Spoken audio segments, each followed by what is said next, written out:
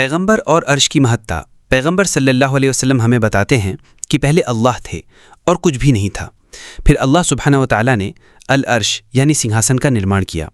आपको समझना होगा कि हम उस अर्श की बात कर रहे हैं जो इसे ढोने वाले किसी फरिश्ते से, आसमान और ज़मीन से या इसके नीचे आने वाली किसी भी चीज़ से स्वतंत्र रूप से बनाया गया था। अल्लाह सुब्हानहू व तआला ने अर्श को बनाया। अब ब्रह्मांड, आकाश गंगाओं, अरबों सितारों और अरबों ग्रहों के बारे में हमने जो कुछ भी कहा है वो सब अस्समा अद्दुनिया के अंतर्गत आता है। रसूलुल्लाह सल्लल्लाहु अलैहि वसल्लम हमें बताते हैं कि इस आसमान की तुलना अगले आसमान से ऐसी है जैसे रेगिस्तान में एक अंगूठी। तो हमने जिन सब मुशाहदा यानी प्रत्यक्ष चीज़ों के बारे में बात की है वो सब बस एक ही आसमान है।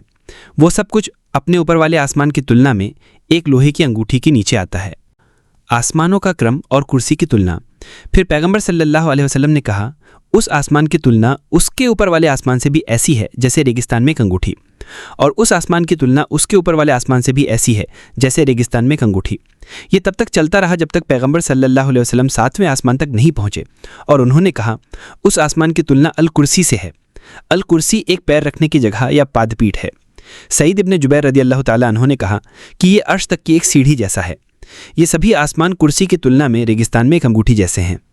और पैगंबर सल्लल्लाहु अलैहि वसल्लम ने कहा, कुर्सी की तुलना अर्श से यानी सिंहासन से रेगिस्तान में एक अंगूठी जैसी है, और अल्लाह सुब्हानहू व तआला अपने अर्श के ऊपर हैं।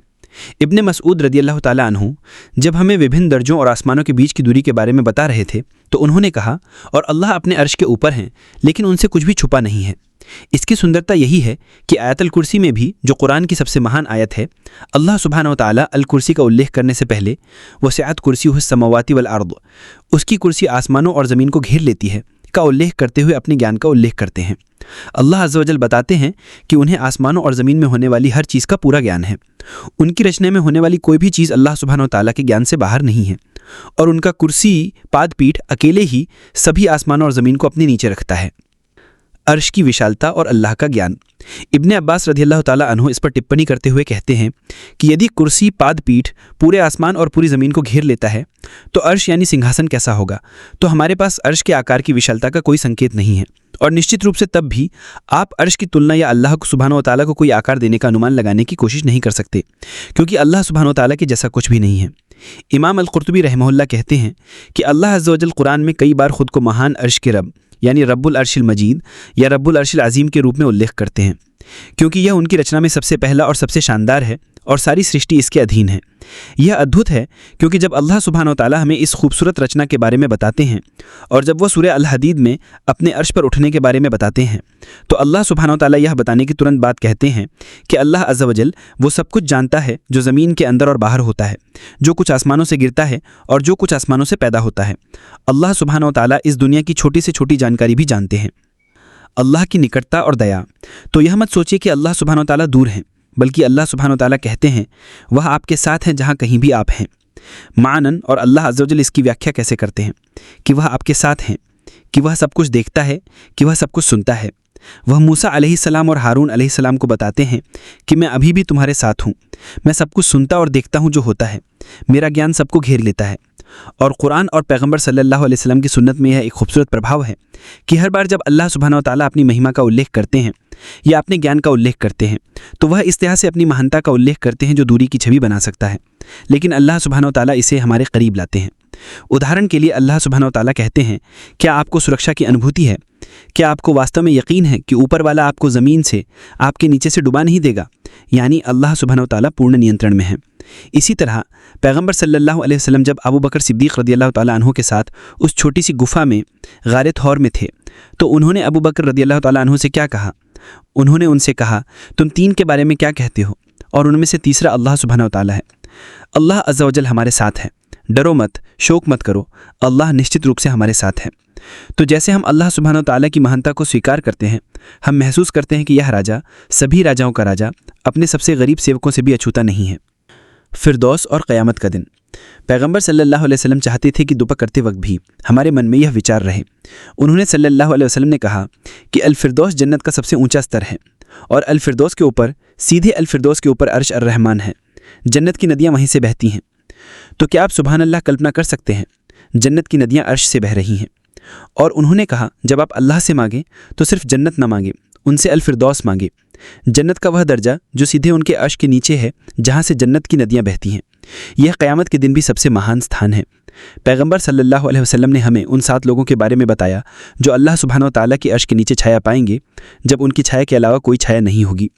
उन्होंने सल्लल्लाहु अलैहि वसल्लम ने हमें बताया कि जब वह उठेंगे तो वह अर्श की ओर दौड़ेंगे और वह मूसा अलैहिस्सलाम को पहले से ही अर्श के खंभों में से एक से चिपके हुए देखेंगे। तो यह जन्नत का सबसे महान स्थान है। यह क़यामत का दिन का सबसे महान स्थान है। और सबसे महान फरिश्तों में वे हैं जो अर्श को धारण करते हैं। हम अक्सर उन्हें अपनी दुआओं में याद करते हैं।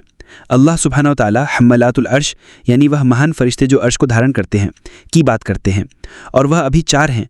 और क़यामत के दिन अल्लाह सुब्हानहू व तआला हमें बताते हैं कि वह 8 होंगे। और यह विशाल शानदार प्राणी हैं जो अल्लाह सुब्हानहू व तआला के सबसे अच्छे फरिश्तों में से हैं। लेकिन तब भी वह फरिश्ते क्या कर रहे हैं?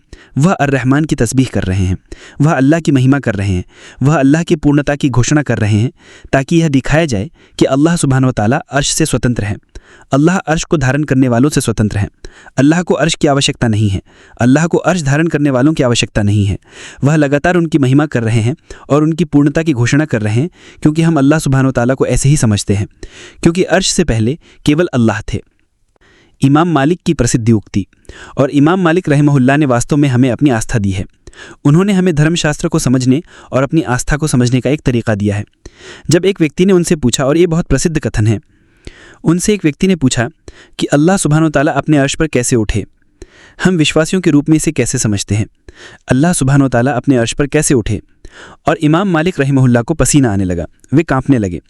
आप जानते हैं, वे इस सवाल का जवाब देने से वास्तव में डर रहे थे, लेकिन उन्होंने सबसे खूबसूरत जवाबों में से एक दिया, और शायद ये उनकी तकवा के कारण था, अल्लाह के बारे में कुछ गलत कहने की संभावना के डर से। अल्लाह ने इमाम मालिक को एक ऐसा बयान देने के लिए प्रेरित किया जो एक सुर्खी बन गया, जो सुन्ना के लोगों के लिए आदर्श बन गया, उन लोगों के लिए जो पैगंबर सल्लल्लाहु अलैहि वसल्लम पर विश्वास करते हैं और अल्लाह सुब्हानहू व तआला पर विश्वास करते हैं और अल्लाह सुब्हानहू व तआला को मानवी दयाम नहीं देते हैं। इमाम मालिक रहमहुल्लाह ने कहा कि अल इस्तिवा मालूम, यानी अल्लाह का या उठना, अरबी भाषा में अल इस्तिवा ज्ञात है। हम जानते हैं कि उठने का क्या मतलब है। वो कहते हैं, लेकिन अल कैफ यानी कैसे हमारी समझ के परे है। हमें कोई अंदाज़ा नहीं है कि अल्लाह सुब्हानहू व तआला अपने अर्श पर कैसे उठते हैं। हम इसे कोई मानवी आयाम नहीं देते हैं। हम चीज़ों की कल्पना नहीं करते हैं।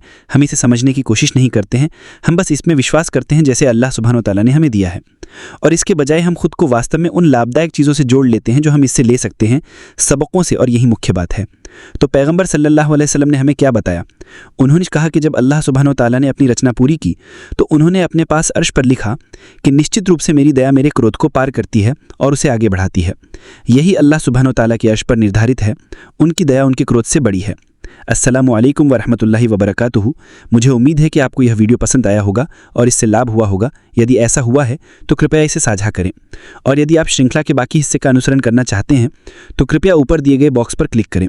और यदि आप हमारे सभी अन्य एपिसोड और अन्य वीडियो देखना चाहते हैं तो कृपया उसके नीचे दिए गए बॉक्स पर क्लिक करें, और अधिक शानदार सामग्री के लिए चैनल को सब्सक्राइब करना ना भूलें।